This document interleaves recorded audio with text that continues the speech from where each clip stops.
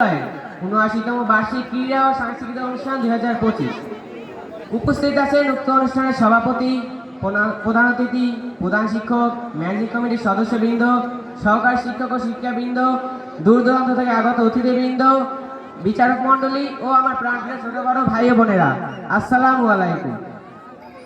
আজ আমি এখানে উপস্থিত হয়েছি একটি গুরুত্বপূর্ণ বিষয় নিয়ে কথা বলতে। বিষয়টি হলো স্বাধীনতা অর্জনের চেয়ে স্বাধীনতা রক্ষা করা কঠিন। আমরা সকলেই জানি স্বাধীনতা কোনো জাতির জন্য অত্যন্ত মূল্যবান সম্পদ, কিন্তু তা সহজে অর্জন করা যায় না। অনেক রক্ত ও সংগ্রামের মাধ্যমে তা অর্জন করতে হয়। ইতিহাস সাক্ষী, স্বাধীনতা অর্জনের জন্য অসংখ্য দেশকে দীর্ঘ সংগ্রাম করতে হয়েছে। কেননা স্বেচ্ছায় কেউ স্বাধীনতা দেয় না, বহু সংগ্রামের মাধ্যমে তা অর্জন করতে হয়। কিন্তু তার চেয়েও বেশি সংগ্রামী, সতর্ক ও সৃষ্টিশীল হতে হয় স্বাধীনতা রক্ষায়। স্বাধীনতা অর্জন করা কোনো পরাধীন জাতির পক্ষে অত্যন্ত কঠিন কাজ, কিন্তু তা রক্ষা করা আরো কঠিন কাজ।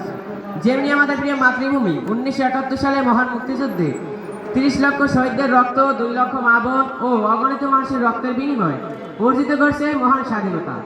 কিন্তু এই স্বাধীনতা আমরা হারাতে পারছিলাম আওয়ামী লীগ সরকারের অনৈতিকতা কাজের মাধ্যমে, যা বাংলার ছাত্র জনতা ও সাধারণ মানুষ মেনে নিতে পারেনি। নেমে পড়ে সংগ্রামে, চালায় দীর্ঘ সংগ্রাম। এই সংগ্রামে শহীদ হন আবু সাঈদ, মুগ্ধ সহ নাম জানা অজানা অনেক ভাই বোনেরা। অবশেষে আমরা ৫ই আগস্ট স্বৈরাচারী সরকারকে গণ-অভ্যুত্থানের মাধ্যমে তাড়িয়ে স্বাধীনতাকে রক্ষা করতে পেরেছি। স্বাধীনতা অর্জিত হলে চিরস্থায়ী হয় না, তা রক্ষার জন্য আরো শক্তির প্রয়োজন। কেননা স্বাধীন দেশের ভেতরে বাইরে শত্রুর শেষ থাকে না। এসব শত্রুদের হিংসাত্মক দৃষ্টিতে দেশকে রক্ষা করা অনেক কঠিন কাজ। এইসব শত্রু থেকে দেশকে রক্ষা করার জন্য আমাদের সদা সতর্ক থাকতে হবে। দেশের শিক্ষা ব্যবস্থার উন্নতি ঘটাতে হবে। দেশের দায়িত্ব একজন যোগ্য নেতার হাতে দিতে হবে। দেশের সকল দুর্নীতি রুখে দিতে হবে।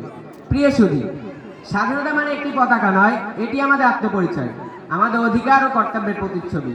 যারা স্বাধীনতা এনে দিয়েছে তাদের আত্মত্যাগ তখনই সফল হবে যখন আমরা স্বাধীনতাকে সঠিকভাবে রক্ষা করতে পারবো, সঠিকভাবে মর্যাদা দিতে পারবো এবং ভবিষ্যৎ প্রজন্মের জন্য একটি উন্নয়নশীল স্বাধীন রাষ্ট্র রেখে যাব।